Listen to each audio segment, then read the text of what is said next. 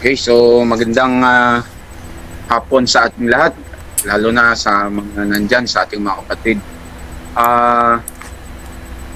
Itong akin pong tatalakayin ay tungkol po sa nakasulat sa General Conference Special, page 23, na ang sinasabi ay ganito. What is more, should God send another than Elijah, that is, someone with a message other than of the great and dreadful day of the Lord? He will not claim to be the Elijah. He will not lie. Hence, for anyone to make the claim that he is the Elijah but bear another message than that of the great and dreadful day of the Lord is in itself positive proof that he is not a prophet of God at all but a rank impostor. So, gusto ko lang simulan, basahin ko lang yung comments dito sa Bayesian Tidings Volume 10, number 4, page 15, paragraph 6 na ang nakalagay ay ganito. Quotation dito sa passage na ito. Hence, God is using a porter, one other than Elijah, who will not claim to be that Elijah, one who will not lie. So, the very nature of his work, taking the oil out of the bowl, binding up the testimony, not interpreting the scriptures, shows that he is not claiming to be Elijah in that he is not the Elijah. So, malinaw naman dito sa binasa ko sa Bayesian Tidings na ang Diyos ay gumagamit ng porter, sabi dito, comma, tapos one other than Elijah. Isa pang tao na maliban kay Elijah na hindi naman siya mag-i-claim to be the Elijah. Yung other than Elijah, siya ay hindi magsisinungaling, sabi dito. At dinescribe naman ng malinaw dito sa Bayesian Tidings sa aking binabasa na ang nature ng kanyang work, number 1, sabi dito, taking the oil out of the bowl. Number 1 yun. So, pinukuha niya, sabi, itong other than Elijah, na hindi magkiklaim na Elijah, hindi siya magsisinungaling, una, sabi, ang kanyang trabaho ay taking the oil out of the bowl. Number 2, binding up the testimony. At number 3, not interpreting the scriptures. So, shows that he is not claiming to be Elijah and that he is not the Elijah. So, clear yung point na yon na mga binanggit dito.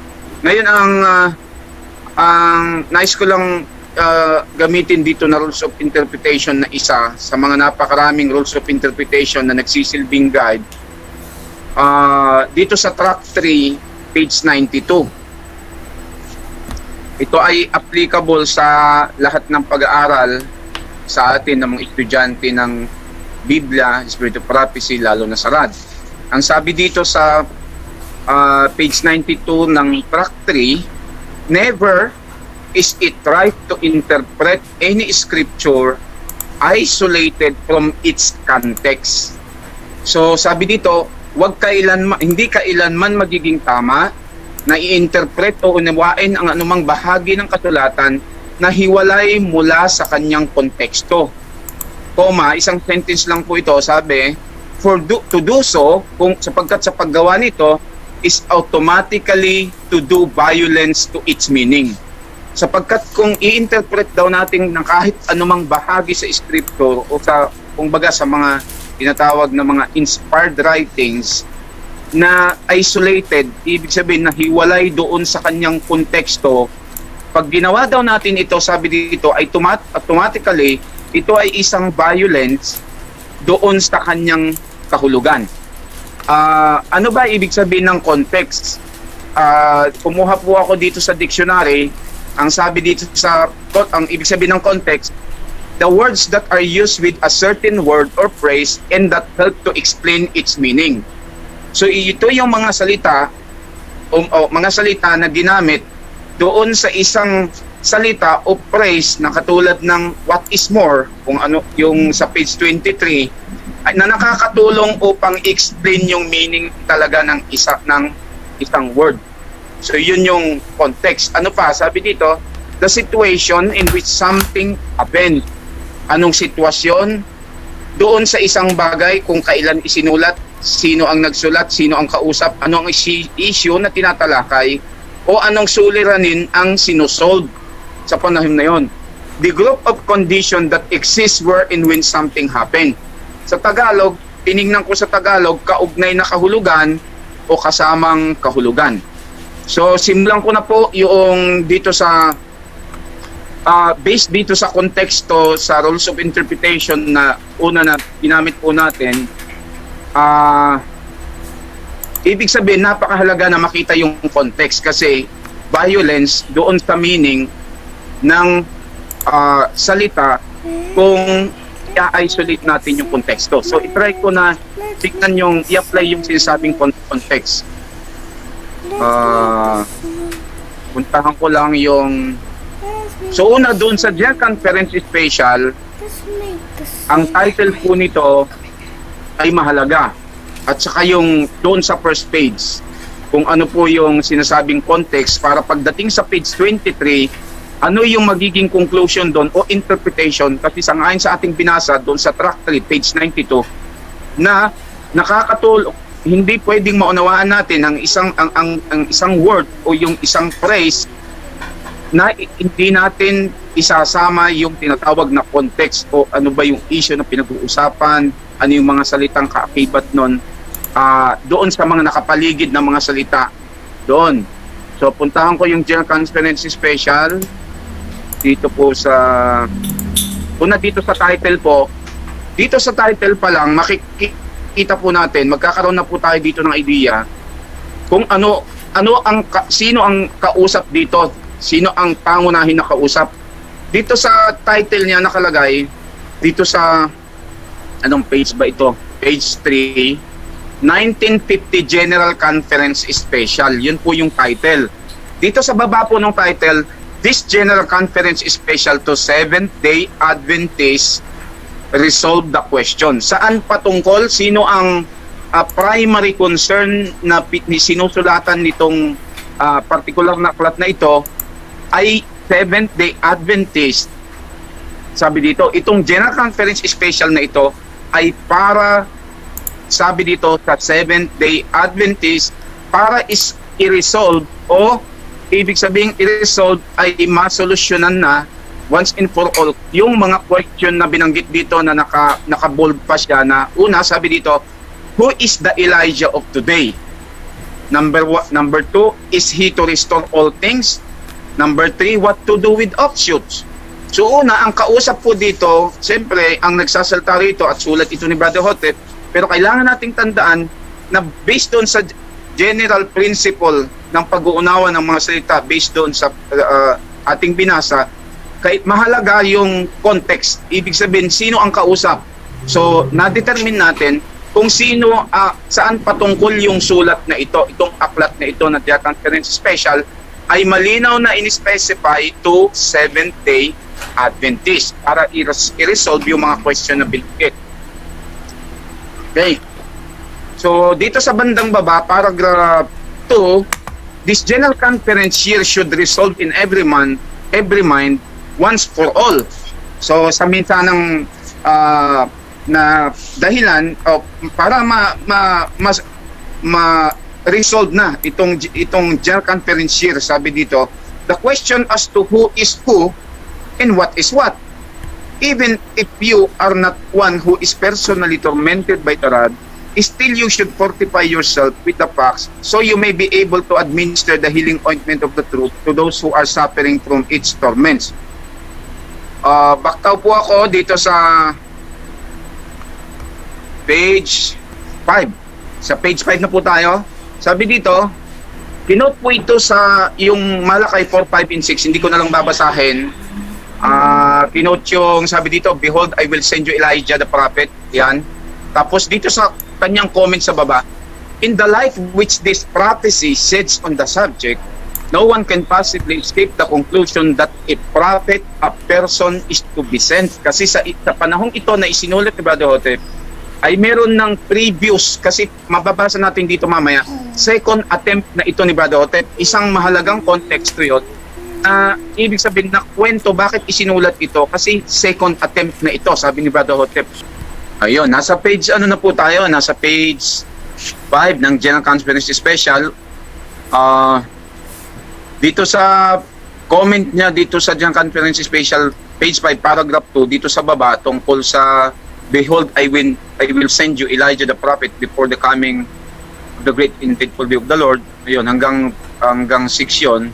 Ang sabi dito, in the light which this prophecy sheds on the subject, no one can possibly escape the conclusion that a prophet, a person is to be sent. So yun yung binibigyan niya ng diin doon sa Seventh-day Adventist, particular kung doon sa sa mga leaders sa panahon na yon, na sinasabi niya na walang makakatakas na sino man na magkaroon ng conclusion dahil sa passage na ito ng isang propeta, a person is to be sent before the coming of the great and dreadful day of the Lord.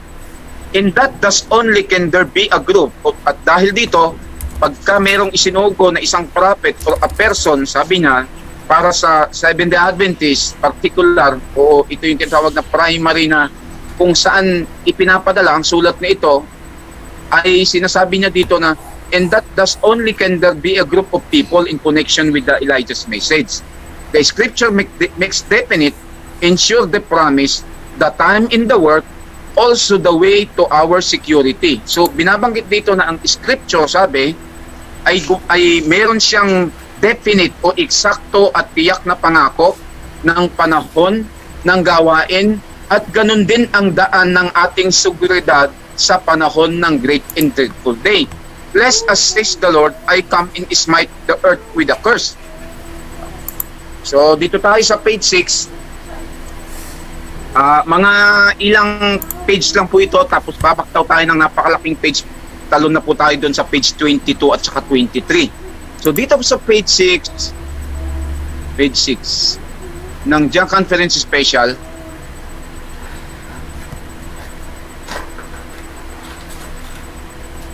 dito sa hirap itong cellphone ko, nag-aano minsan. Okay, dito sa pinaka baba na lang ng paragraph 2, ang sabi dito, however, I would remind you, brethren, that no prophet of God has ever been welcomed by the church. So tinukoy dito na church, kasi nga church ng Seventh-day Adventist leadership ang kanyang kausap na partikular sa panahon na ito.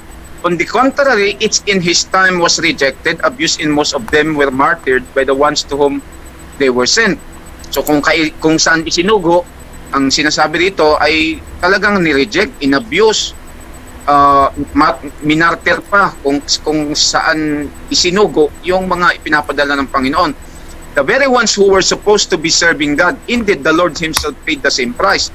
For this very reason, we must remember that when the last prophet comes, dahil lang ito, sabi, kinakailangan nating alalahanin na kung ang huling propeta ay darating, when the last prophet comes, he will have the greatest opposition to meet. Saan po itong tinutukoy na greatest opposition to meet? Wala namang ibang tinutukoy dito kundi sa taas na ang tinutukoy niya ay ang church ng Seventh-day Adventist. Dahil sa paglalarawan o paghalintulad ng mga nakaraan na mga ipinapadala ng Diyos, pero kung kailan doon sila isinugo sa mga dapat pagsuguan, sila naman ang tumanggi nito at nagmartir pa sa kanila. Kaya nga ang kanyang emphasis na dito, dahil sa dahilang ito, for this reason, we must remember that when the last prophet comes, he will have the greatest opposition to meet. For Satan well knows that if he loses now, he loses forever. What makes Elijah work especially hard is that Christ's kingdom has long been drilled in the idea that no prophet is to come. So ang pinagbibigay diin niya dito sa mga Seventh-day Adventist na mga leaders na ang lubhang nagpahirap sa gawain ni Elijah, sabi dito, ay ang isang pananaw na matagal na panahon na naibaon sa kakristyanuhan, ang isang idea na wala ng propetang darating. So yun yung binibigyan niya ng klarifikasyon sa issue na ito. That there is no necessity for one, na hindi na kailangan ng isa pa. Sabi dito, that it has enough revealed truth to carry inside the pearly gates. Dahil yun nga ang position ng Seventh-day Adventist. So binibigyan lang niya ito ng pagdidiin na hindi yun totoo, at yun ang naging dahilan ng isang natatanging dahilan na nagpahirap ng gusto sa gawain ni Elijah, dahil sa pananaw na ito na matagal na isang idea na wala ng propetang darating, hindi na kailangan isang darating pang isa. Yun ang kanyang na sapat na ang mga ipinahayag na katotohanan para tayo dalayin doon sa pearly gates. So dito tayo sa page 7. Page 7. So nakikita natin yung flow ng dinidiscuss ni Brother Hotep dito with regards doon sa a prophet, na merong darating na isang propeta, a person na magiging dahilan na simula na magkakaroon ng isang grupo, o doon sa ibang passage, the same book, ay mga helpers. So dito sa page 7, sabi dito, first paragraph, it is therefore only to be expected that the predicted Elijah will be denounced as a false prophet. So parang sinasabi ni Brother Hotep dito na yung predicted Elijah ay kikilalanin siyang false prophet ng Church ng Seventh-day Adventist, sapagkat dito nga itinoon ang kanyang paglilinaw tungkol sa isang propeta na darating base doon sa Malakay 4 verse 5 and 6, na sinasabi niya nakikilalanin siya bilang false prophet, at hindi lang yon kundi isang antikristo at offshoot at kung ano pa ang hindi, or what not. Sabi, yun ang ibig sabihin na or what not, ano pa ang hindi. Ibig sabihin sa lahat na lang ng sari-sari, hindi lang false prophet, hindi lang antichrist, offshoot, nakikilalanin ng Seventh-day Adventist Church ang predicted Elijah. So dito sa next paragraph, sabi dito,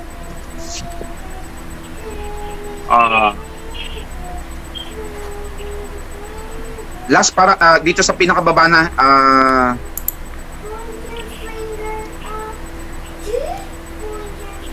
okay, dito sa last paragraph, sa pinakababa, laktawan na lang natin yung paragraph na nasa gitna, paragraph 2. Thus will be the devil's deal while the day of God is approaching, and while Elijah is making the announcement of it as the scroll unrolls.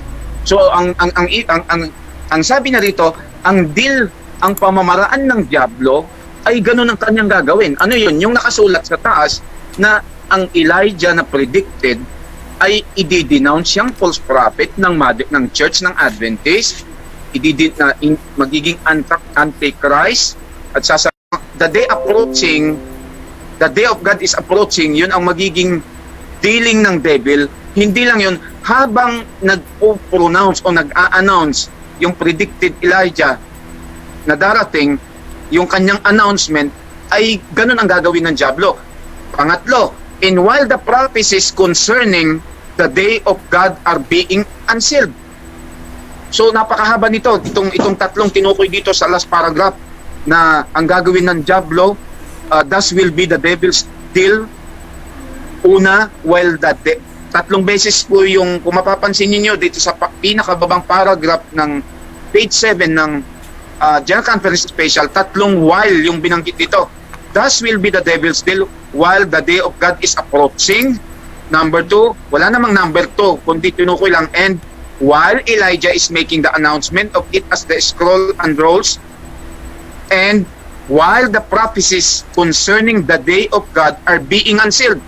Habang ang mga propesiya may kinalaman sa karawan ng Diyos ay ito ay nangabubuksan. Tatanggalan ang selyo. His work in his interpretation of the prophecies for the great day will identify him as the promised Elijah the prophet. Ulitin po natin. Ang sabi dito, ang kanyang gawain at ang kanyang interpretation sa mga propesiya para sa dakila at araw, the great day, ay magpapakilala sa kanya bilang siyang ipinangakong Elijah the prophet. Testimonies to Ministers, page 475. And this will enrage the devil as never before. Nevertheless, once only safety, bigyan nais ko lang pong bigyan ng pansin ng gusto yung last sentence dito sa baba o two sentences. Sabi po dito, nevertheless, the same paragraph, one's only safety will be in the teaching of Elijah. So dahil dito sabi, yung sobrang galit ng Diablo na kailanman ay hindi pa niya ginawa ay gagawin na niya sa panahon na ang Elijah ay darating.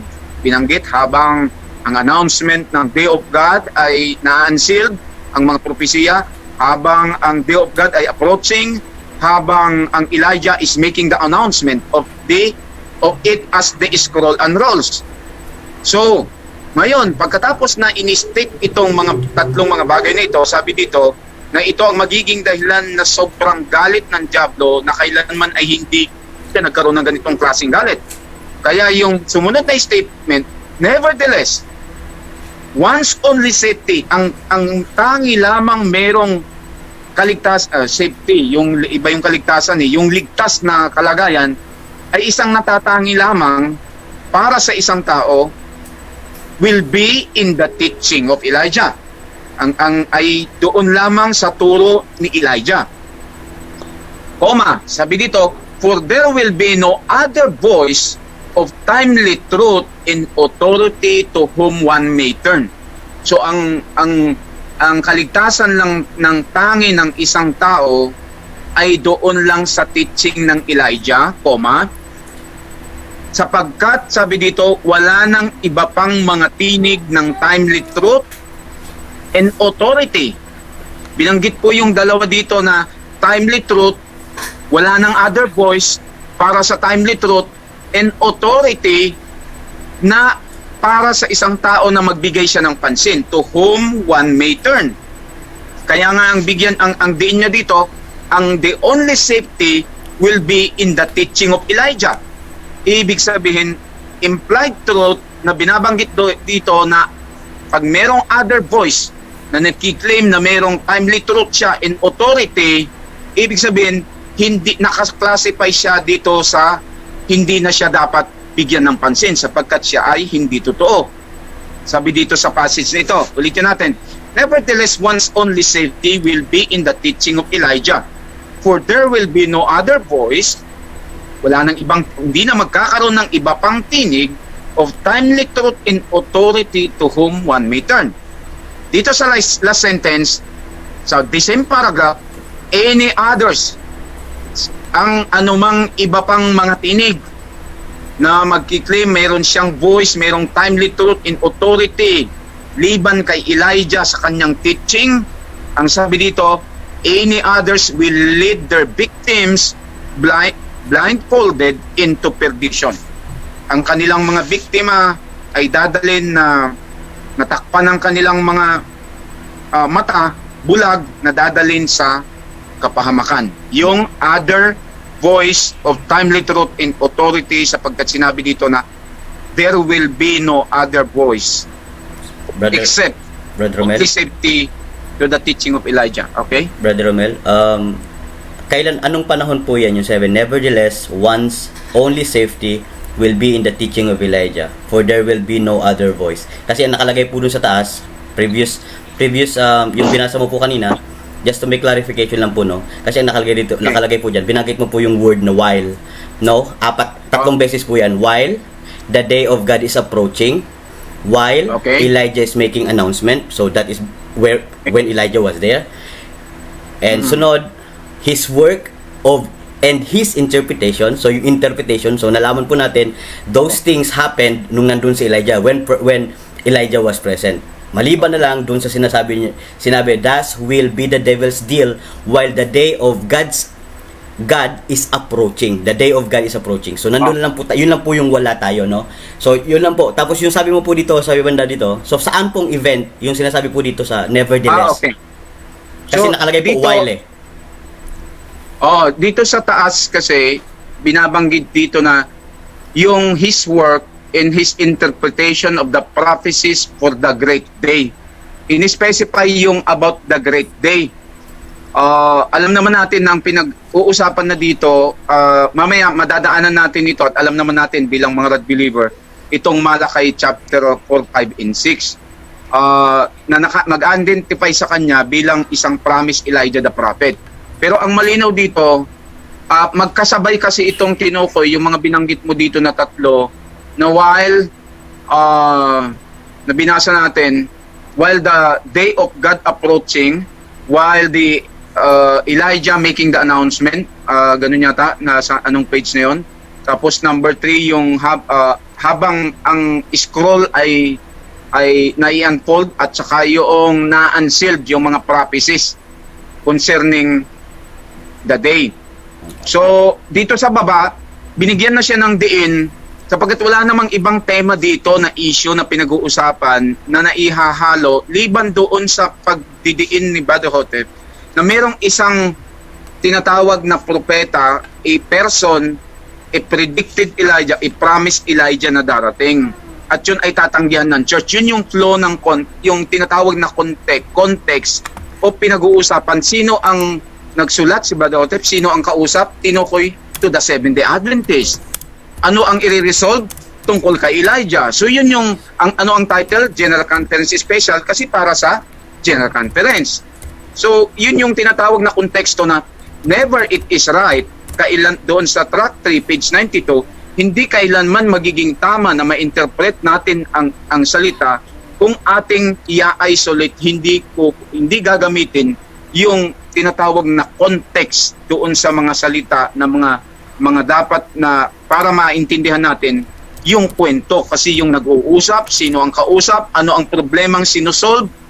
So mahalaga yun ang ibig sabihin ng konteksto, mga circumstances na nag-aaray sa panahon na yun, yung second attempt na ito na tinutukoy. So anyway, yung tinutukoy mo Brad, baka matalakay natin sa ibang pagkakataon kasi mahaba itong malawak itong tinukoy dito na while na tatlo. Pero at least dito sa baba, ma-identify natin na binanggit dito na his work in his interpretation of the prophecy for the great day will identify him kasi ipinagbibigyan ng diin kasi ni Brother Hotep dito na makikilala siya. Para bang sinasabi niya kasi na makikilala siya sa magitan ng kanyang interpretasyon sa kanyang gawain. Una, sabi, yung kanyang gawain. Pangalawa, yung kanyang interpretation ng mga propesiya ng Great Day. Itong dalawang ito, ang pagkakakilanlan sa kanya bilang promised Elijah the Prophet. So yun yung diin dito. Wala namang ibang isyong pinag-uusapan pa dito, kundi ito lang ang binibigyan niya ng parang katiyakan sa General Conference sa Seventh-day Adventist, especially sa mga leaders na merong ganitong mangyayari.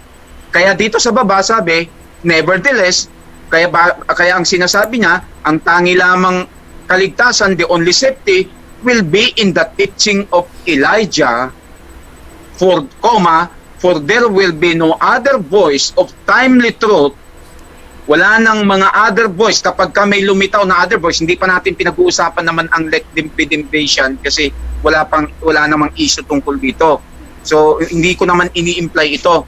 Pero kung tayo pumunta doon, tsaka natin po talakayin. Pero sabi dito, for there will be no other voice of timely truth and authority. Wala nang timely truth and authority na lilitaw except the teaching of Elijah na siyang only safety ng isang tao.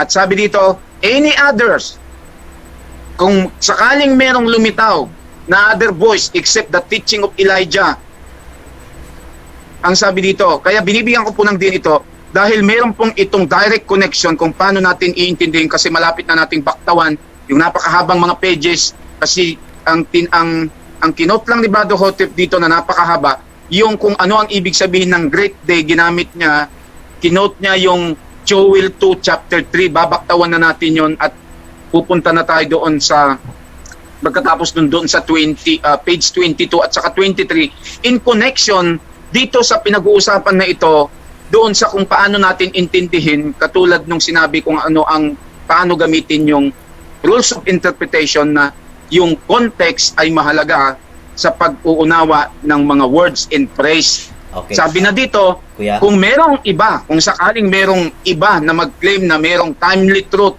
merong authority, ibig sabihin, tiniyak dito, definite, eksakto ang pagkakasabi, silang lahat ay dadalhin niya ang kanyang mga biktima blindfolded into perdition. So Opo. dito tayo sa page 8. Hanggang 9 na lang po ito, tapos talo na tayo doon sa page 22 and 23. Okay po. Dito sa page, Kuya Romel, mamaya po pagkatapos mo po, pwede po akong magbigay ng thought dito po sa, yung pong sa intindihan ko naman dito sa passage na to, no? Diyan sa, okay, sa 7 kasi, kuan, para lang Pwede. kuan po natin. Okay po. Salamat po. Sige po, tuloy po. okay, kung gusto mo, mas maganda, full presentation sa iyo at saka si Brother Jury. Makikinig ako. So dito sa page 8 ng John Conference Special, paragraph 1, sabi dito, do not henceforth leave in the hands of others your investigation of the subject. Sinasabi ni Brother Hotep dito na sa mga pastor natin, ibig sabihin may mga passages si Brother Hotep sa ibang mga aklat, ay huwag mong iwanan sa iba ang pag-iimbestiga tungkol sa subject na ito.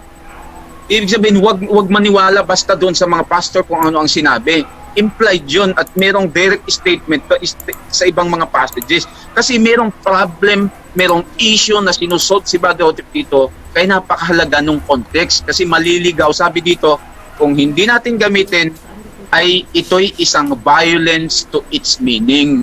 Isa itong, kumbaga ay kawalan ito ng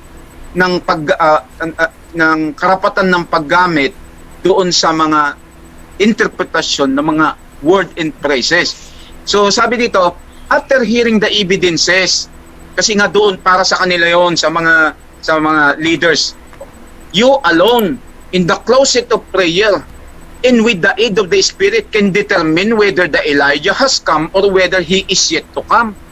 So ang sabi na niya dito na ipinagdiinan matapos ng banggitin na the only safety, the one's only safety for the teaching of Elijah, there will be no other voice of timely truth and ano yung sabi doon, and authority.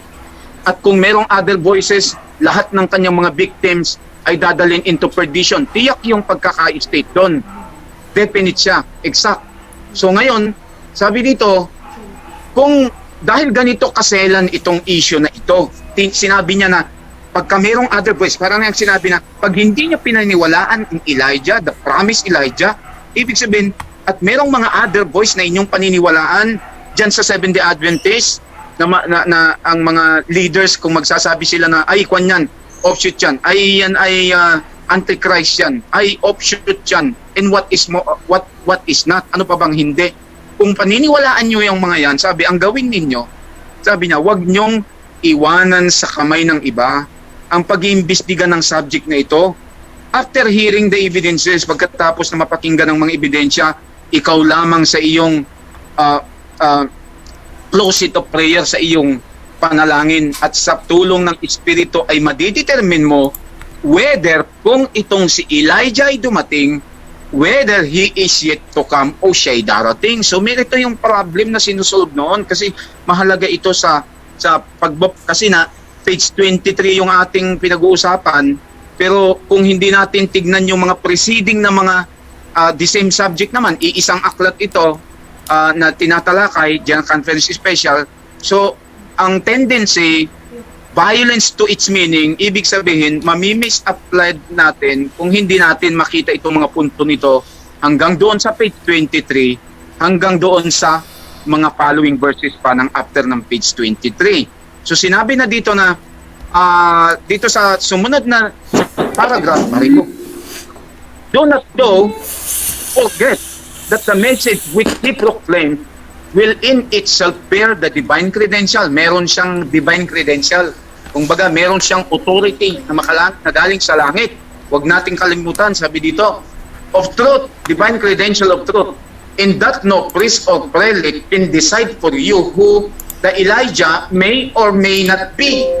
Kaya ang kahit niya, in your closet of prayer, after hearing the evidence, with the aid of the Spirit, ikaw ang makakadetermine whether si Elijah ay dumating o kaya siya ay darating pa lang. Ay ang sabi na niya dito, no, not even the appearance of what his message is doing or not doing.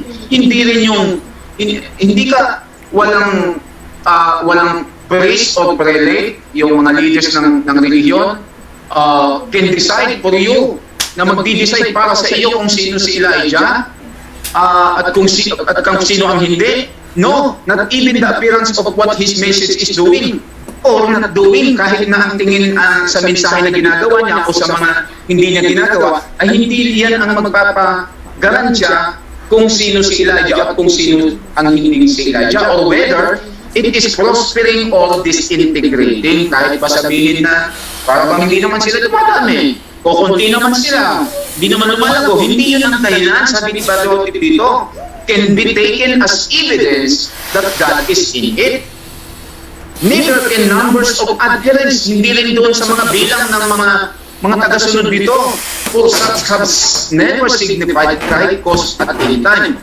Not even in the day Christ himself preached the gospel of the kingdom, the message he brings is the only thing to go by.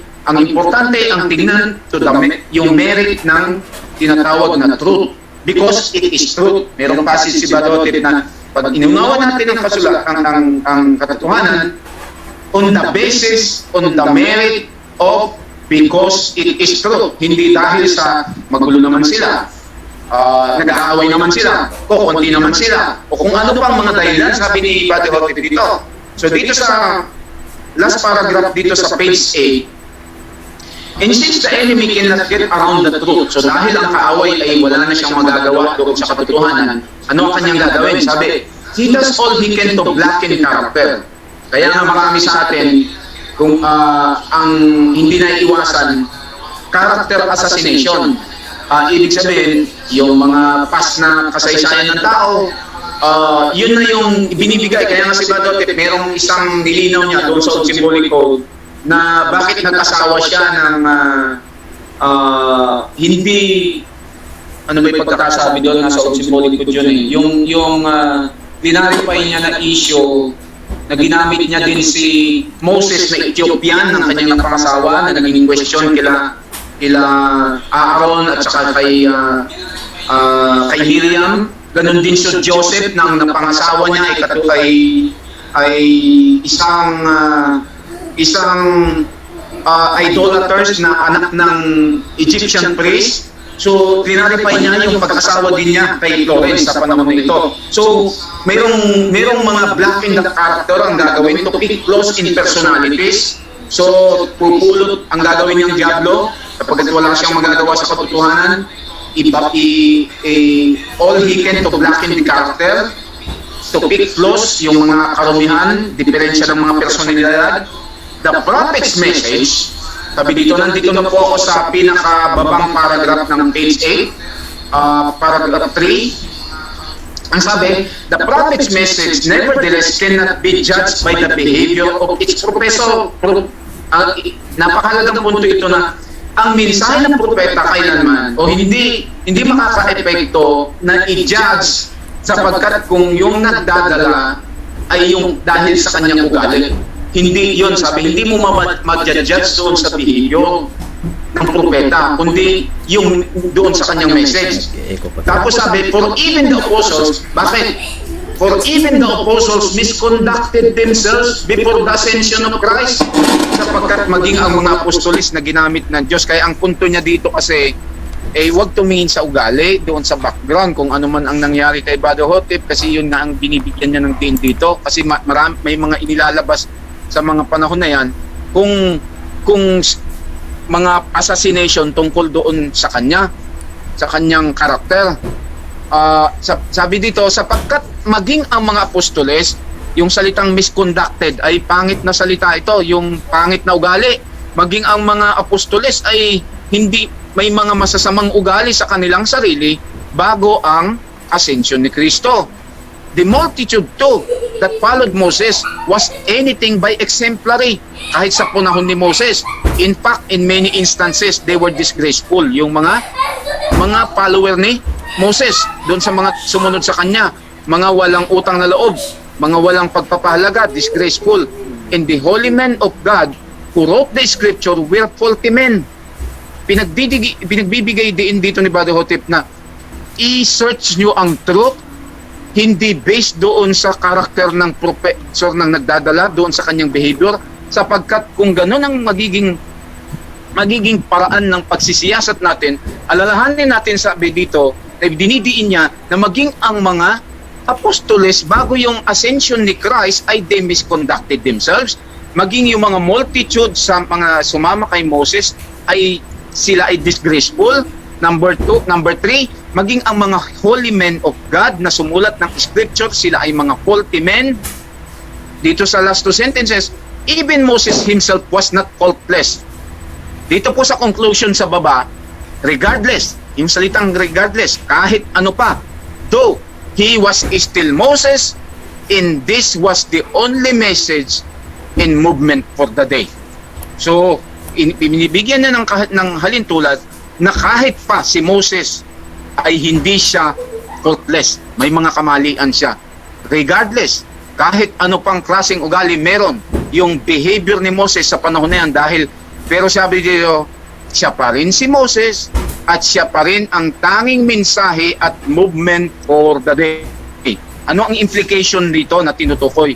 Na sinasabi niya na yung darating predicted and promised Elijah na only safety, sabi rito ay dun sa teaching ng Elijah, there will be no other voice of timely truth and authority, at kung merong other voices ay tiyak they will lead blindfolded their victims into perdition. Kahit ano pa ang mangyari, ibig sabihin kay Brother Hotep, anuman ang maging kasaysayan para sa kanya, sinasabi niya rito na katulad sa mga binanggit na si Moses ay the only movement for the day in the message. So dito na tayo sa General Conference special sa page 9. Sabi dito, likewise, yung salitang likewise, ganun din. Ibig sabihin, paano natin pakitunguhan ngayon yung tinatawag na predicted Elijah, promised Elijah na magkakaroon ng mga helpers. Dito magsisimula, one person, a prophet na darating. Kung paano itinuring dapat sa panahon ni Moses, na kahit may diferensya sa panahon ng mga apostoles, ay dapat kilalanin, ay gayon din ang ibig sabihin dito na may mga faults. Sabi dito, likewise, irrespective of consideration of personal faults. Ganun din, kanya nang isinip doon sa movement o kay Elijah ngayon. Doon sa in-example niya ng mga apostoles, si Moses. At sabi dito, likewise, ganun din, irrespective of consideration of personal faults. Totoo, meron yan. May mga kahit ano pang personal faults na makikita. Frailties, mga pagkukulang in failings, mga kabiguan. Meron yan. Elijah's message, Elijah's message in movement will be the only God sent ones, the only ones to fear, to love, to stand by, to live, or to die for. So ulitin lang po natin. Sabi dito, kahit ganito pa, kagaya rin nila, na katulad ni Moses, the only message in movement for that day na ginamit ng Panginoon, kahit siya pa ay may pagkukulang, mga behavior na hindi tama. Sabi dito ay katulad din yan sa mga panahong ito, kahit na merong mga personal faults, mga frailties in feelings. Ang Elijah's message in movement ay magiging only God sent ones. Ilang beses na binanggit yung only ones to fear, tangi lamang siyang katakutan.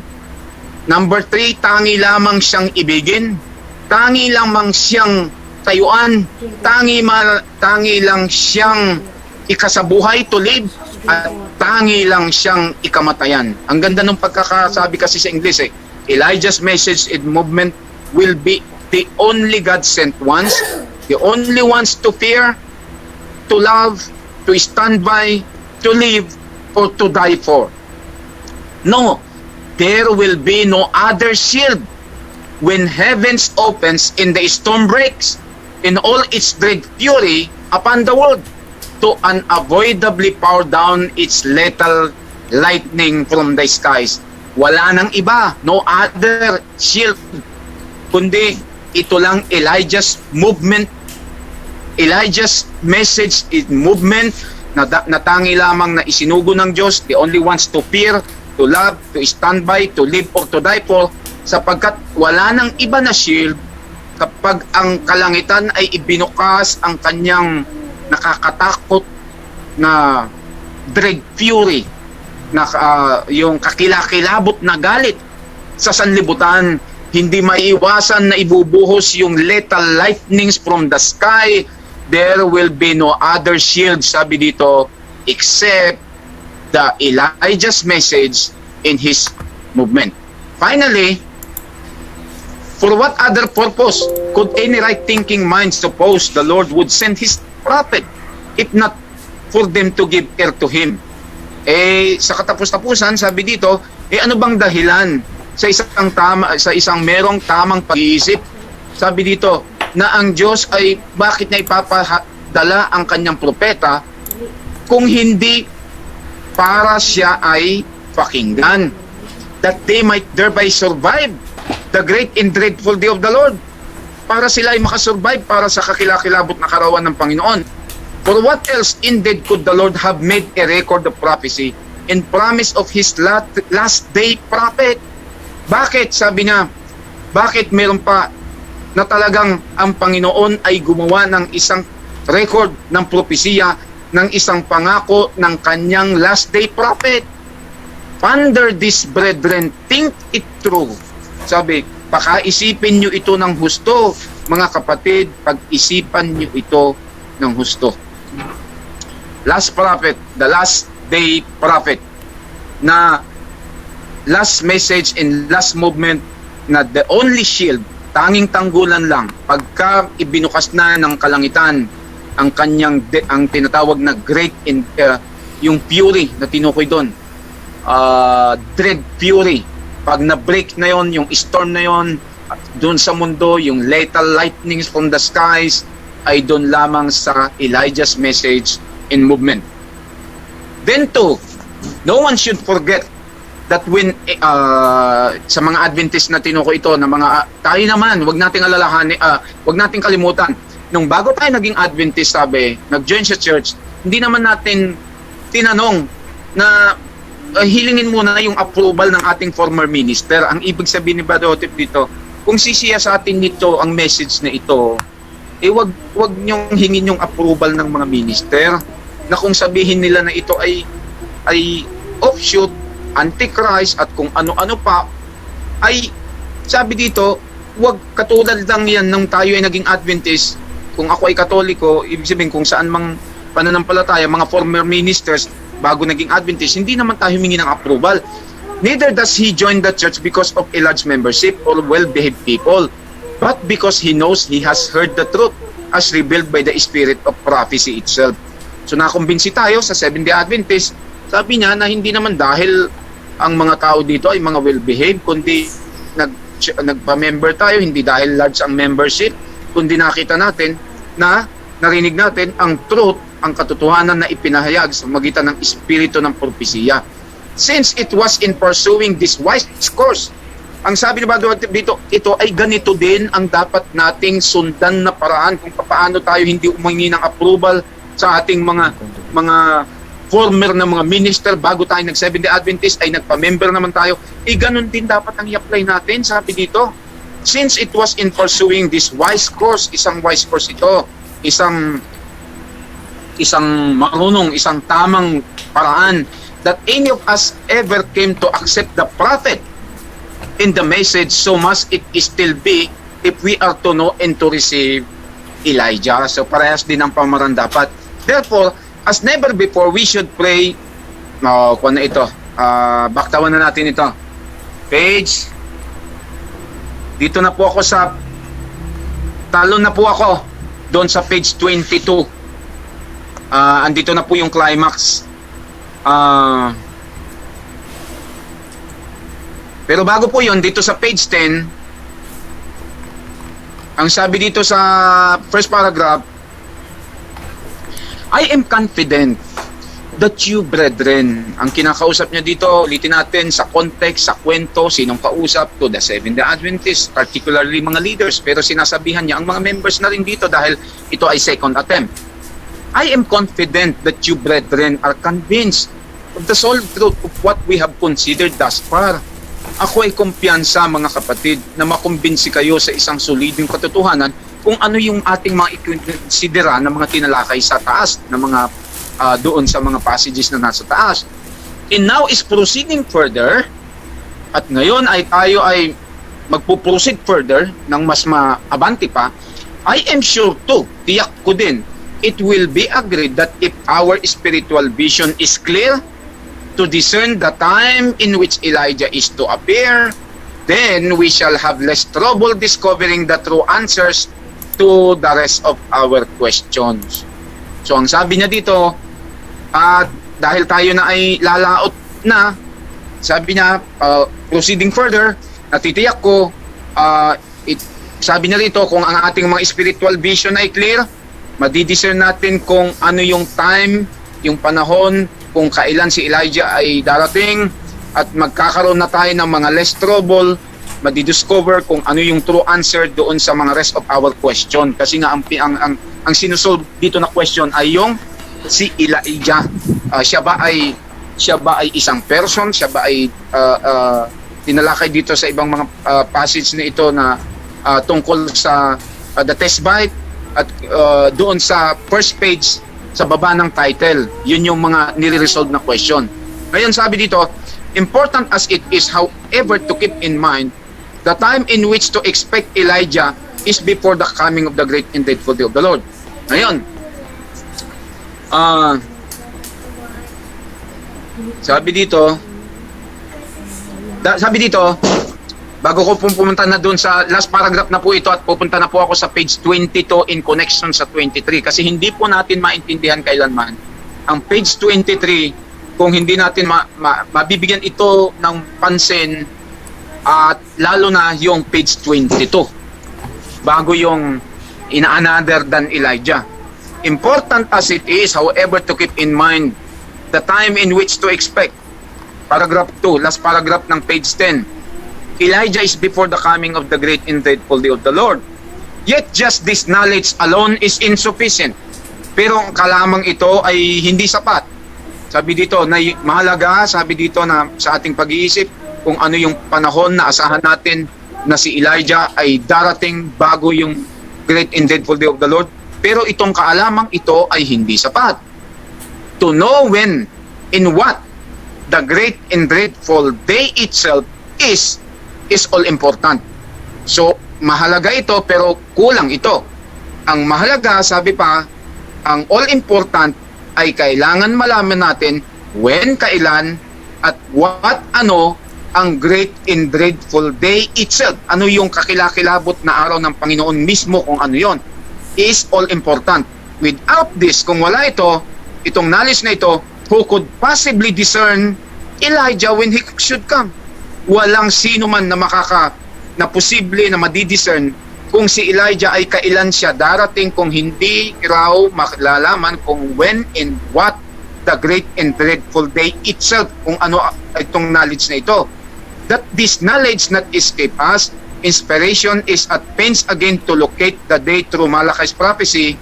At tinalakay na po dito yung Malachi chapter 3, 1 to 3, at saka yung ibig sabihin ng great and dreadful day of the Lord ay yung Joel chapter 2 and chapter 3. So baktawan na po natin. Punta na po tayo doon sa verse 22. Hindi verse, page 22, just before the page 23 ng ating pinag-uusapan. Page 22.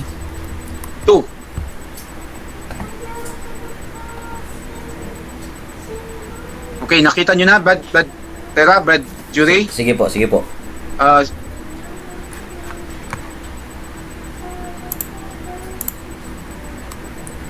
kuya.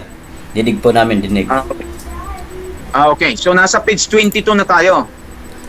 Alam niyo po yung tinatawag na context, yung tinatawag na preceding verses, following verses, o mga following phrases, mga verse at mga phrases o sentences doon sa kwento.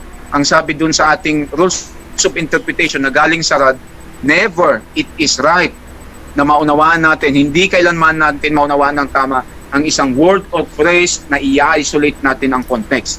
So ito na yung nandito sa page 22. For I will take you from among the heathen and gather you out of all countries. So ito yung a new heart. Next paragraph, a new heart also will I give you. Mga prophecy na ito dito sa chapter 36 ng Ezekiel 22 to 28. And ye shall dwell in the land that I gave for your fathers. Ye shall be my people and I will be your God. Ito na po yung sinasabi ko po na connection ng yung last paragraph ng page 22 bago doon sa first paragraph ng page 23 na what is more, kung ano po yung direct na meaning na ano ibig sabihin nung what is more, at saka doon sa susunod mga statement sa page 23. Dito po sa last paragraph sa page 22, since the scriptures clearly picture Elijah in his work, dahil ang kasulatan ay malinaw na inilarawan si Elijah at ang kanyang gawain, in also what the day is to be like, kasi nakot yung Joel 2 at saka Joel 3 in connection sa Malakay chapter 3 verses 1 to 3 sa page 10. Since the scripture clearly picture, andito na yung parang conclusion na, since the scripture clearly picture Elijah in his work, and also what the day is to be like, none who will humbly inquire about him.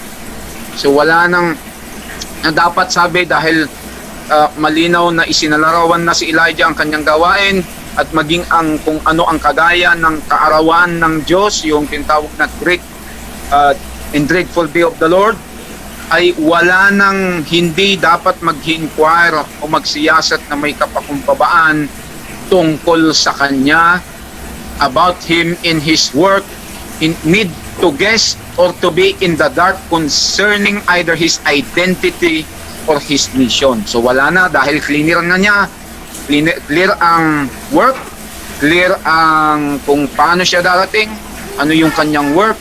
So hindi na tayo manghuhula, dapat sabi dito, hindi na tayo mag-guess sa isang madilim na ma-identify natin ang kanyang mission, sapagkat for it is his God-given duty to publish the timely truths as revealed to him out of the prophecies.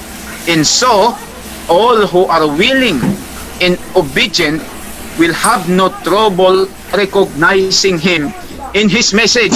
So, sabi niya, at kung magkagayon, ang lahat ng mga willing, mga obedient, ay wala nang magiging suliranin o problema na makilala siya at ang kanyang message. John 7:17.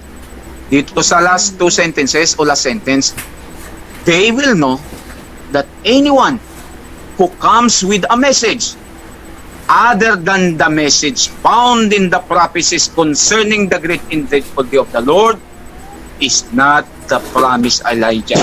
So bago ko pupuntan yung page 23, mga kapatid, matapos bigyan ng diin na sinabi ni Brother Horpet dito na malinaw yung kanyang mission, kung sino si Elijah, ano yung kanyang work, since ang scripture ay clearly picture, sabi dito, ay hindi na tayo manghuhula, hindi na tayo darating sa dilim na ma-identify ang kanyang mission, sapagkat ang kanyang God-given duty ay i-publish ang timely truth na ipinahayag sa kanya out of the prophecies. And so, all who are willing and obedient will have no trouble recognizing him. So ang main issue na pinag-uusapan dito, yung tungkol sa promised and predicted Elijah na nasa Malakay 4, 5, and 6.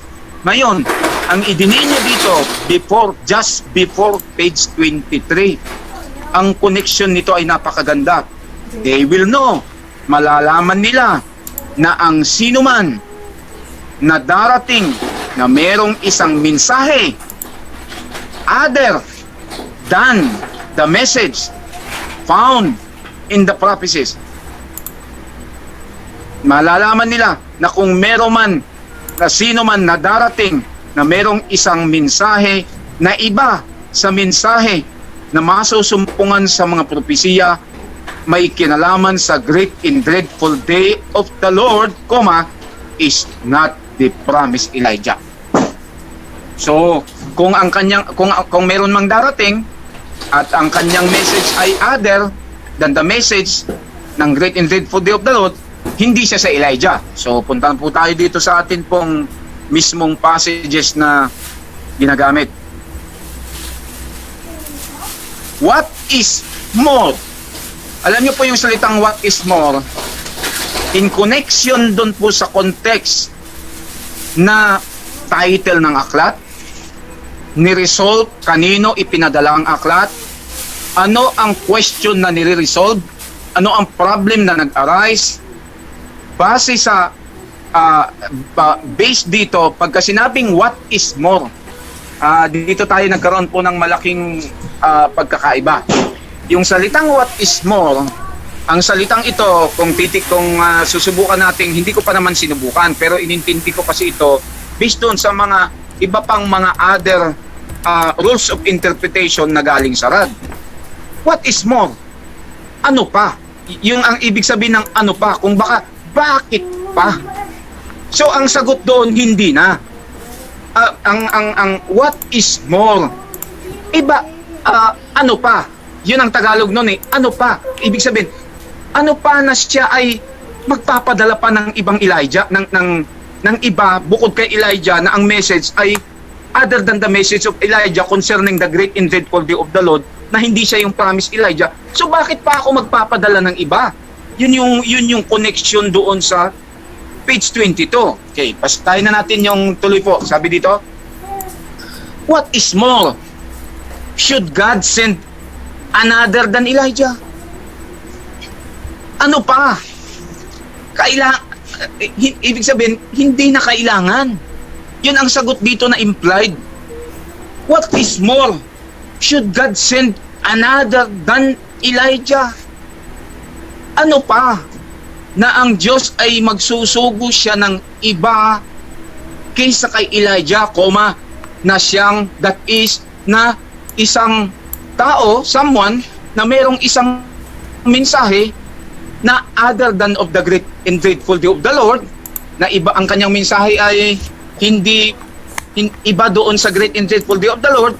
Hindi naman siya mag-claim na Elijah, hindi rin siya magsisinungaling kasi Diyos ang magpapadala. Sabi doon sa first phrase na what is more, should God send another than Elijah? Sabi na, ano pa? Ibig sabihin, bakit ano pang halaga? Ibig sabihin, bakit siya pa magpapadala ng iba pa na another than Elijah, na ang itong ibang Elijah nito, na other than Elijah, na ang kanyang message ay other than of the great and dreadful day of the Lord, at hindi naman siya magkiklaim na Elijah kasi nga, ang sabi doon sa page 22, kapag ka merong nag-message, malalaman nila na kung merong isang anyone na darating na ang message other than the message found in the prophecies concerning the great and dreadful day of the Lord, ay hindi siya yung promised Elijah. So kaya, kung magpapadala ang Diyos ng ibang yung someone another than Elijah, na ang message ay other than of the great and dreadful day of the Lord, na siya ang magsusugo nito, hindi naman siya magkiklaim na Elijah at hindi rin siya magsisinungaling, bakit pa? Yun ang punto dito na hindi nakita. Kaya nga nung may nag-message diyan si Brother Samuel yata na parang nahalata daw ako na ako ay nagdidepende doon sa tao kasi parang si Brother Joe ang naintindihan kasi ay kasama ko si Brother Joe dito, pero tatandaan niyo po itong bagay na ito, na passage na ito, kahit lantaran kong makaharap si Brother Joe at kahit saan, tuwiran kong sasalangsangin yung pagkaunawan na to prove yung kanyang punto na si Hen o yung mga ibang mga passages na ginamit niya ay ginagamit niya ito, gumamit siya ng iba pero hindi ito dahil irrelevant, wrongly used itong passage na ito to prove ng kanyang position sa Hen, at yung nasa Bashan Tidings to prove na merong other than Elijah na si doon sa Bashan Tidings through MJ Bingham ay irrelevant issue, wrongly used, violence its meaning kasi irrelevant. Ulitin natin, sabi dito, what is more? Kung balik-balikan lang natin ito na wala tayong prejudice, makikita natin ang punto. At bago po ito mga kapatid, bago po ituloy, kung napagkakamalan nyo man ako, ito, solo ko ito, pagagalitan ako, hindi ko alam. Pero may mga nakalaban ako sa HQ ng Waco, kahit dito sa Pilipinas. Sukdo lang gusto akong disiplinahin, pero may mga pinaglalabanan po kami hanggang ngayon na maaring ikauwi din sa aking maaring pagdisiplina, pero nananatili yung aking honesty na kung alam kong tama, kahit yung pinakamataas sa Waco, kung sa tingin ko ay iba, hindi ko ho yung kikilalanin, babanggain ko kung ganito pa rin yung espiritu ko. So ito, solo ko po ito. Wala akong hiningan ito kay kung sino mang mga kapatid sa Waco.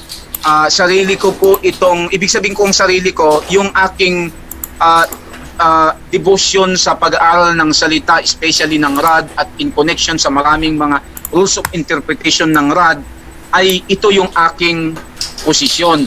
So ulitin natin, what is more? Ano pa? Ibig sabihin hindi na, dahil ang message naman niya ay hindi, ang kanyang isusugo ay other than Elijah. Someone is a message other than of the great and dreadful day of the Lord. Hindi siya magkiklaim na Elijah, so hindi siya si Elijah. Hindi rin siya magsisinungaling kasi galing nga sa Diyos. Bakit pa ako magsusugo ng iba? Ang sagot, hindi na.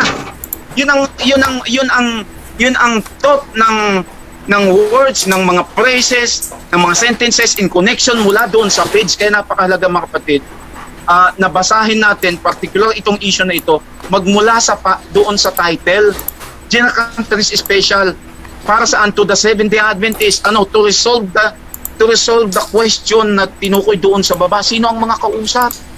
So, kaya nga ang sabi dito, he will not claim to be the Elijah. He will not lie. Hence, for anyone to make the claim that he is the Elijah, binigyan lang ng ulit yung statement doon sa last paragraph ng page 22. Kung, sabi niya, meron mang mag-claim na siya ang Elijah, dalawa na ito. Una, yung ipapadala ng Diyos, someone other than Elijah, galing sa Diyos ito. Hindi siya magsisinungaling. Ang message niya, other than the great and dreadful day of the Lord, hindi siya magkiklaim na Elijah.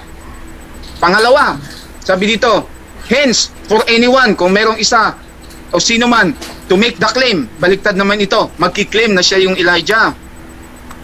Ngunit, ang kanyang message, ang sabi dito, bear another message than that of the great and dreadful day of the Lord. Sabi dito, kaya nga no other voice, that there will be no other timely truth in authority. Wala na.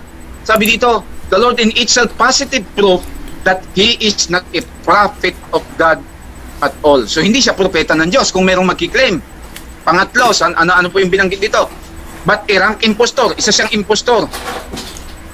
Dito sa pinakababa, and if any, doon sa una, doon sa pangalawa, anyone. If anyone, doon sa una naman, other than Elijah, na Diyos ang magsusugo. Pero itong pangalawa at pangatlo, hindi na galing ito sa Diyos kasi una, impostor siya kapag siya ay magkiklaim na siya ay si Elijah na ang kanyang message ay iba doon sa message ng great and dreadful day of the Lord. At pangatlo, sabi dito, and if any should tell you, at kung sino man ang magsasabi sa iyo that a former prophet, na ang dating propeta has fulfilled the promise, ay natupad ang pangako, although the prophet himself has not said so, samantalang ang sinabi ng propeta ay hindi, then not to know for a certainty. Ngayon, matitiyak mo, malalaman mo that such as are not working for the God of Elijah, but for the devil is Laodicean, Laodiceanism of the worst kind. May tatlo po dito na mga itong passage na ito, particular dito, merong tatlo dito, pero kailangan nating intindihin mga kapatid, pag hindi natin, pag na-miss natin yung pong connection na ang ganda ng konteksto doon sa page 22, particular doon sa last part, at saka sinabi yung what is more. Ano pa? Hindi na kailangan, yun ang ibig sabihin. Kasi hindi naman pala ang kanyang message ay iba naman. So kung magkiklaim naman na siya si Elijah at iba yung message, impostor. At kung siya naman ay magsasabi sa iyo na ang former prophet na fulfill na ang promise, at samantalang sinasabi ng propeta sa kanyang sarili ay hindi gayon, sabi ay matitiyak mo, malalaman mo na siya ay gumagawa hindi sa Diyos ni Elijah kundi kay sa devil. So, last mga kapatid, paintulutan nyo ako ng extra time, yung page na lang, yung 35 na lang, bago yung 30, 31 at saka yung 35. In connection dito sa passage na ito, 31, paktawan po natin. No one but basahin ko na po dito sa page 30. No one but a hopeless Laodicean. Ang kausap niya po dito, Laodicean. Mga leaders at kasama na rin yung mga members. Kasi members ang binigyan na ng diin dito na do not live. Sabi doon, yung pagsisiyasat mo tungkol sa subject na ito doon sa kanino man. No one but a hopeless Laodicean, one who forever holds to his daydreaming na siya ay nananaginip na araw, that he has need of nothing more, no more truth or prophets. Yun yung binabasag kasi ni Brother Otip dito na paniniwala ng Laodicean na no more truth at saka wala ng prophet, no more prophets. Can fail to see that the prophecies pertaining to the day of God are only dark sentences to him that he is in need of everything instead of nothing, in that the work of the promised Elijah is not the work which the Laodiceans are doing. The Laodicean message, the judgment for the dead, is definitely not Elijah's message. Although many may think it is, that many are blind to this. The Lord points out, ayun, yung nasa kwan na dito, yung because thou sayest I am rich in increase with food. Dito sa baba po, yung aking pong punto dito. Moreover, we all know that the work of typical Elijah was to do away with the prophets and priests who served Baal instead of God. Those who led ancient Israel into the greatest fallacy and folly of the day. Accordingly, the antitypical Elijah's work, yung antitypical, being in the spirit and power of Elijah, must therefore be similar to typical Elijah's work, restoring truth in righteousness and bringing judgment upon the false prophets and teachers. So ang gawain ng Elijah, bukod doon sa na binanggit dito sa page 30, na kung papaanong yung typical Elijah na nire-restore ang truth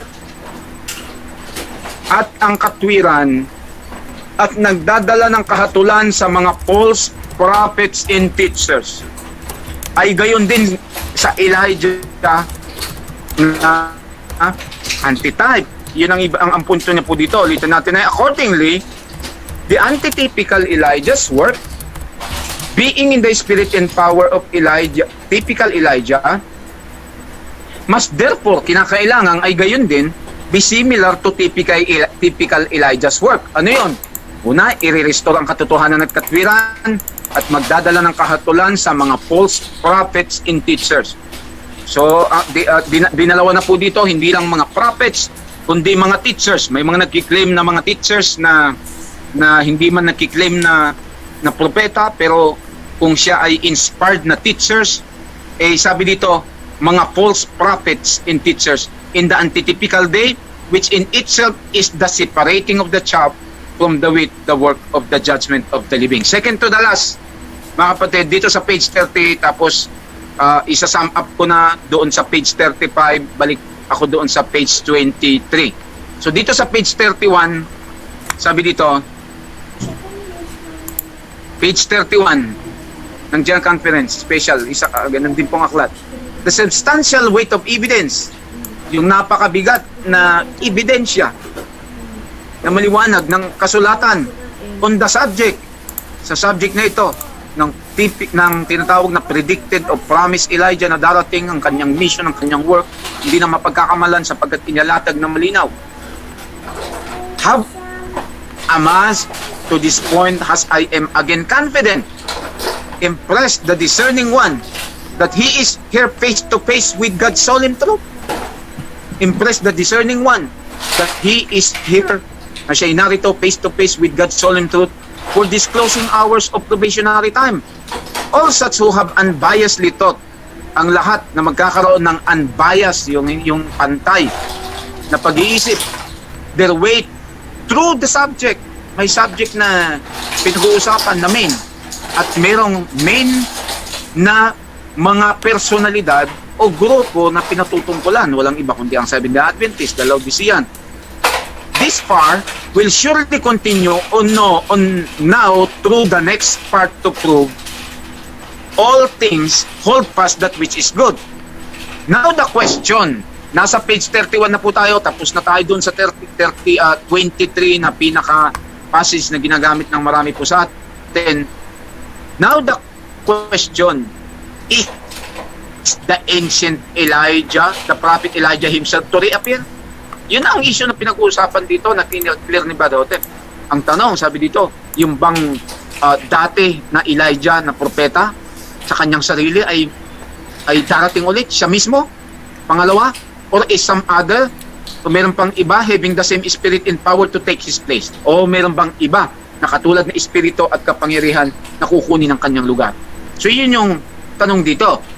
Ngayon, sabi dito sa sagot, number 1, bago dito sa 1, John the Baptist's statement that he himself was not the Elijah, and dito sa 1 na, that John was not in any sense of the word fulfilling the mission of the Elijah, hindi si John, who is to come before the great and dreadful day of the Lord, but that he, the last prophet to the church of his day. Kasi ang pinagsusulatan nga nito na immediate kung kanino patungkol ito sa leaders ng church.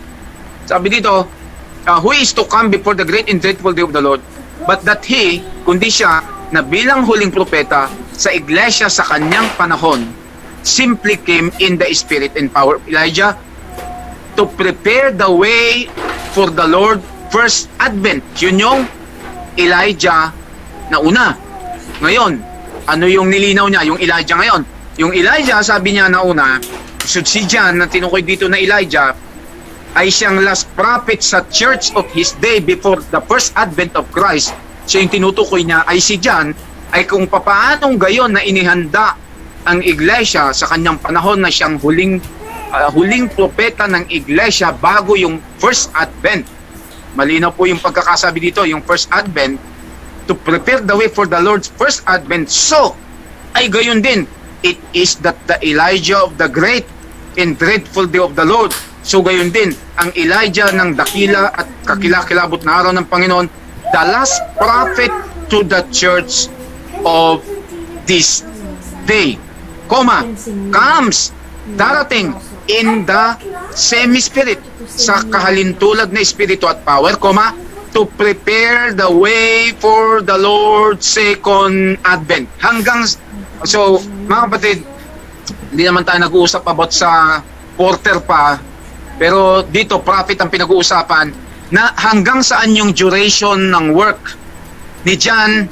Sabi dito, na clarify na sa conclusion sa page 31 ni Brother Hotep, na si John, na hindi niya pinufulfill yung mission ng Elijah na tinutukoy sa Malakay chapter 4, 5, and 6, kundi ang kanyang finulfill or ang last prophet to the church of this day. Kay John, church of his day, siyang last prophet before first advent.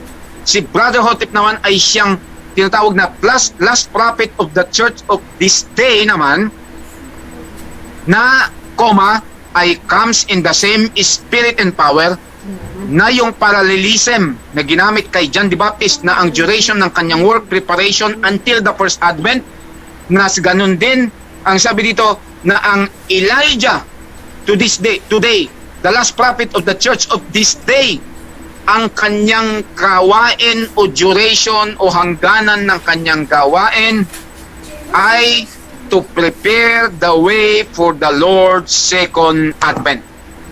Hanggang doon. So, last passage, last 35.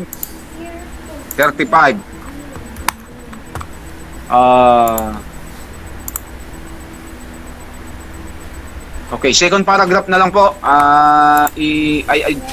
I-suggest ko na lang na sa ating mga personal, basahin na lang natin po ito ng buo. Ito pong nasa second paragraph, matapos sabihin yung sabi dito, yung sa Nahum na sinabi dito, which we have already seen is the great and dreadful day of the Lord is about to take place, ay darating, is to make the announcement of these events of his publication. Further, sa first paragraph, nasa gitna na po ako. Further, concerning this timely truth, publication, tinukoy na, these events by the publication, ang announcement gagawin through the publication. Further concerning this timely truth, this meet in due season, Isaiah declares that it will be dispensed to all without their having to pay for it. Sinabi ni Isaiah, sabi dito sa Isaiah 55:1-2, binanggit ni Brother Otip dito, ang katuparan ng Isaiah 55:1-2, na ang publication, ang announcement ng events, ng great and dreadful day of the Lord that is about to take place ay true publication na hindi ito babayaran, without money and without price. Ngayon, sabi po dito, he urges them, moreover, to stop wasting their money in purchasing that which is not bread, that which is not inspired of God. So, ang sinabi dito, ngayon, moreover, ipinagsusumakit ngayon ng Diyos sa atin, higit sa lahat, na tumigil na tayo na sayangin ang ating pera, bumili ng mga tinatawag na that which is not bread, na hindi tinapay. Ano ang ibig sabihin ng which is not bread na binigyan ng kahulugan ni Brother Hotep? That which is not inspired of God. Mga babasahin, mga posisyon, mga interpretation na hindi inspired ng Diyos, na hindi galing sa tinatawag na teaching of Elijah, the one's only safety ay doon sa teaching ng Elijah that there will be no other voice of timely truth and authority that may one turn. Sabi dito, what is the Lord's counsel concerning the voice of Elijah's publication? Ano ngayon ang payo ng Panginoon? May kinalaman sa tinig ng Elijah sa pamamagitan ng kanyang publication. So ang voice na tinutukoy na dito ay Elijah's publication. And what is the title of them? Sabi dito, the answer comes through Micah the prophet. The Lord's voice crieth unto the city, and the man of wisdom shall see thy name, create the rod in who hath appointed thee. Micah 6:9. He is the rod which speaks. Okay, sundan niyo po ako dito hanggat maaari mga kapatid, kasi andito po yung pangalawang parallelism o paghalintulad ng tinatawag na Exodus movement o yung first Exodus sa panahon ni Moses na nagawang makarating sa hanggang doon sa doon sa tinatawag na Promised Land. At yung second Exodus, sabi dito, matapos banggitin mga kapatid yung Elijah's voice na walang iba kundi publication. Sabi dito, here is a rod which speaks. Narito ang rod na nagsasalita. In its voice, at ang kanyang tinig. The scripture points out, ito na po yung comment sa Micah 6:9 sa aklat na ito. The scripture points out, ang kasulatan ay pinupunto, is the voice of God to His people. Ay ang tinig ng Diyos para sa kanyang bayan, ang Seventh-day Adventist. And since the shepherd's rod, sapagkat ang shepherd's rod, the publication which contains the message of the great and dreadful day of the Lord is the only rod, ay siyang tangi lamang rod that ever is spoken, na siyang tangi lamang na binanggit o sinabi. Then, isang sentence lang, napakahabang sentence po ito, pangalawang sentence ito sa paragraph na ito. Then, it is the rod publications which the Lord demands all to hear. Ang idinidemand ng Panginoon na publication, I'm sorry to say this, pero clear yung points, definite and exact and authoritative. Hindi siya implied, kundi nag-urge ang Panginoon sa atin. Ang sabi dito, na kung ano ang kinukontain ng shepherd's rod na publication, na ang message ng great and dreadful day of the Lord hanggang dun sa unfolding na mga maansil ang mga ibang mga propesiya pa doon sa binasa natin kanina sa page 9 kung hindi ako magkamali. Itong publication na ito is the only rod, siya lamang rod, has ever spoken.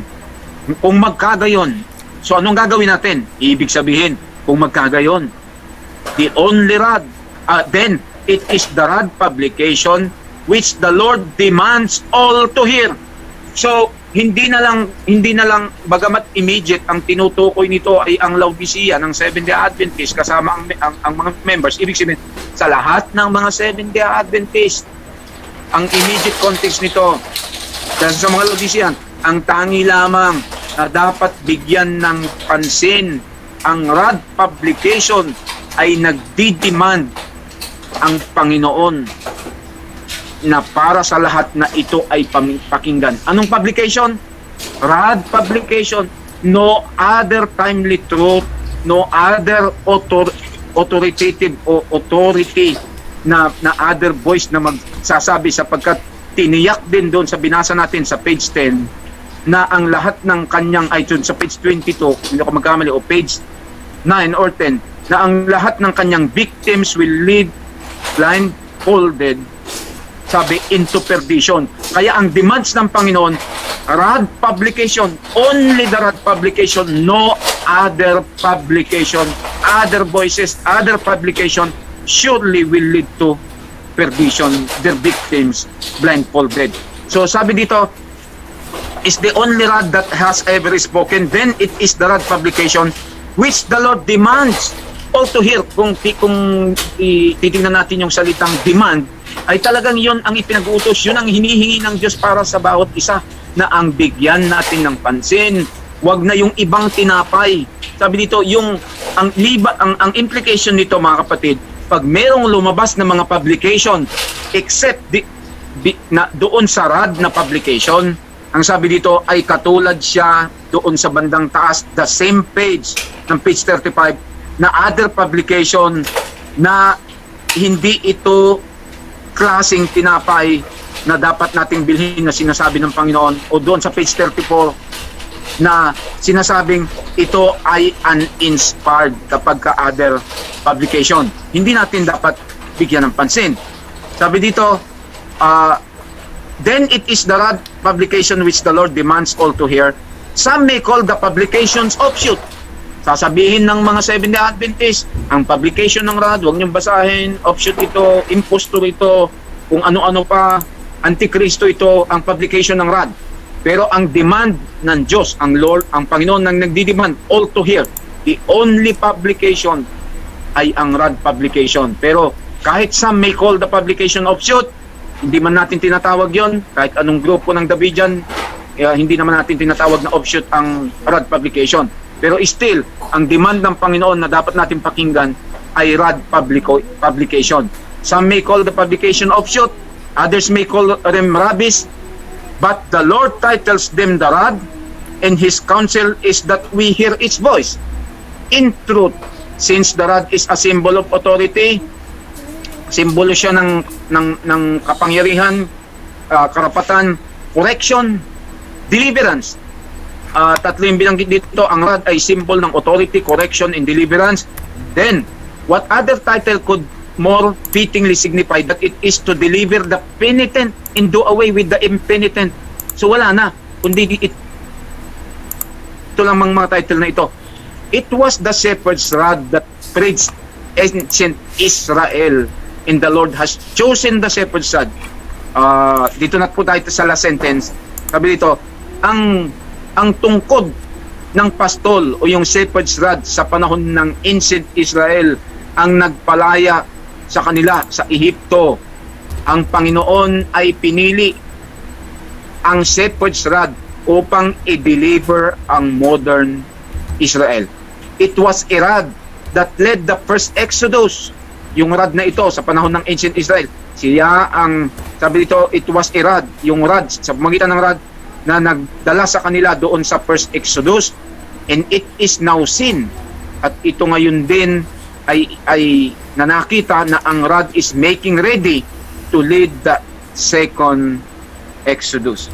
So for a few minutes, i-summarize ko lang mga kapatid doon po sa page 23, na kaya ko po binabanggit ito, na ito ay negative statement, pero napakalaking honest na pagkakamali, I would say, na honest na pagkakamali na ma-wrongly use, ma-misconstrued, ma-misapplied ang passage na ito dahil hindi nabigyan ng pansin doon sa Bayesian Tidings na ginamit ni Brad Winston doon sa ating group chat, ay positive ang statement sa tingin kaya naghanap.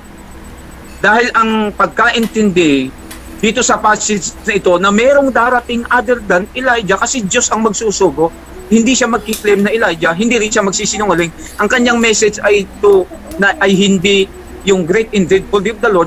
Kaya ang tao ngayon, yung nakabasa nito nung una, kung si M.J. Bingham ang nagsimula nito, itong passage nito, so naghanap siya ngayon kung sino ang pipit dito. Pero ang katunayan, kung babasahin natin ito ng paulit-ulit, hindi na kailangan ng Diyos na magpadala siya ng iba pa. Sabi dito, what is more? Hindi na niya kailangan dahil sapat na ito ang Elijah na darating, katulad sa si John the Baptist, si John, na ang gawain niya, ang duration niya, ay hanggang doon sa preparation ng First Advent. At ganun din, katulad si John the Baptist din, katulad din ng Elijah sa mga panahong ito, tinukoy na malinaw doon sa page 30-31 ng kanyang gawain, o duration ng kanyang gawain na last prophets of his church today ng Seventh-day Adventist ay yung preparation of the way until the Second Advent. So dahil sapat na yan, ang ibig sabihin dito na sapat na mapupol pang ibang mga prophecy, pero the only publication, ang rad lang, there will be no other voices ng mga timely truth at authority na dapat pakinggan, sapagkat ang meron mang other voices o other publication na paniniwalaan o mga other Elijah na hindi naman nag-claim ng Elijah, o someone na hindi naman ang message ay great and dreadful day of the Lord, na hindi naman siya magsisinungaling. Ibig sabihin, hindi na kailangan na ang Diyos, hindi na siya magpapadala ng ganoon, kasi ang ipapadala niya ay si Elijah talaga, na siyang kailangan ng bayan ng Diyos hanggang doon sa paghahanda na tayo ay makatayo na siyang tanging shield, yung message ng Elijah and his movement, only to die, to live, sabi doon, and to die for. At ang pinakadulo nun, ibig sabihin, hindi ang preparation hanggang doon sa Second Advent, wala nang dahilan, ibig sabihin, na ang Diyos ay magpapadala pa, kasi sapat na yung Elijah na last prophet, hanggang doon sa preparation o period o duration hanggang sa Second Advent of Christ through the rad publication na dinidiman ng Diyos ng bawat isa, particular ang Seventh-day Adventist leadership at ang mga members, na siyang dapat pakinggan lang. So ibig sabihin, hindi na siya kailangang magpadala pa ng iba. Yung salitang what is more. Mga kapatid, ang pinaggalingan ang sa tingin ko ng napakaraming mga misapplication at yung tinatawag na not in harmony to other authoritative statement, dahilan yung passage na ito na what is more ay hindi nakita yung salitang what is more. Ang nakita ay should God sends other than Elijah, ay Diyos ang magsusugo. Hindi nakita yung what is more na ano pa, bakit pa, kumbaga hindi naman bakit pa, kundi anong halaga na siya magpapadala pa, na iba namang another than Elijah, iba ang message. So hanggang dun lang, sana po yun lang po yung aking nakayanan. Kung napakahaba naman yung oras, ay ako naman po ay handang makinig doon sa next na mag-present. Sana ipagdasal natin sa Panginoon. Isa pa lang nais kong tapusin doon sa pangalawang rules of interpretation. Napakarami pong rules of interpretation ng rad. Ang lahat ay halos kinuha ko po, konti lang po doon sa Spirit of Prophecy. Pero dito, in closing, mga kapatid, in connection doon sa rules of interpretation na una, nais ko lang po i-connect. Una, sabi dito, never is it right. Hindi kailanman ito'y magiging tama to interpret any scripture isolated from its context. Kaya nga, sabi dito, for to do so, sapagkat kung ganito raw ang paraan natin ng pag-aaral ng mga tinatawag na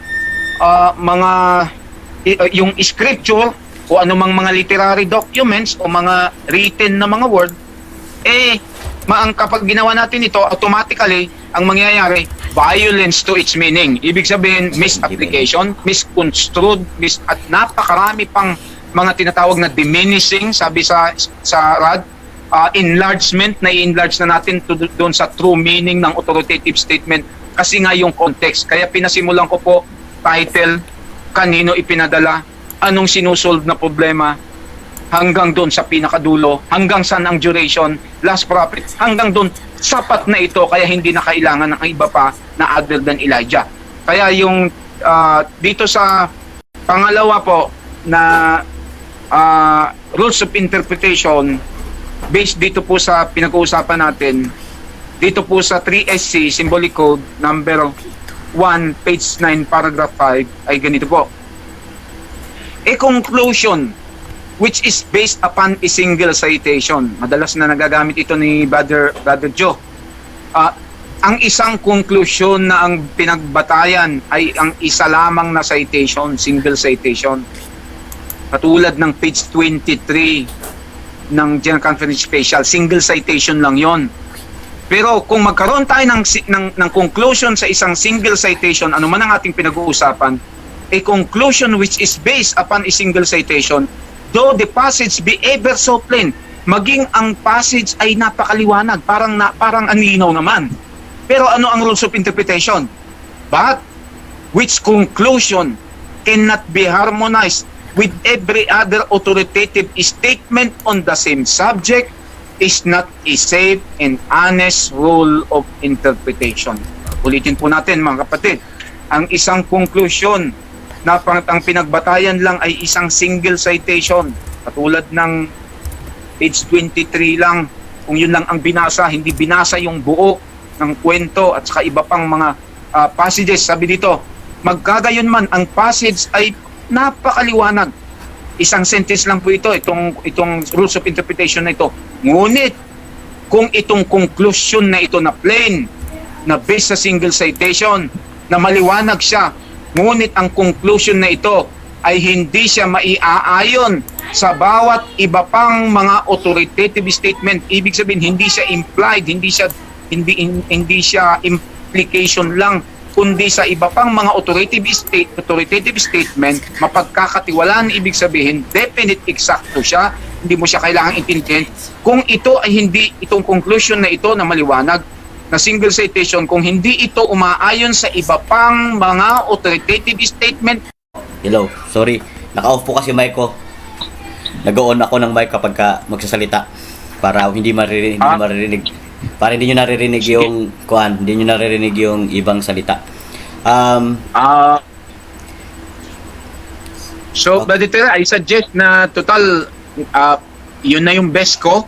Opo. So maganda siguro kung i-refute ni Kwan, kung may question, siguro dalin na lang ni Kwan to sa kanyang presentation, si Buddy Jory, o kaya ikaw pwedeng, kung ano yung oras ko. So may tubig naman tayong pwedeng inumin. Pasensya na lang, medyo may halong emosyon at napakahaba. Pero kung magpipresent ka ng kasing haba nung akin, okay lang kay Buddy Jory, tapos plus ikaw, dalhin mo na lang sa presentation at wag sa in the form of presentation, doon sa question mo na lang kung okay. Okay po.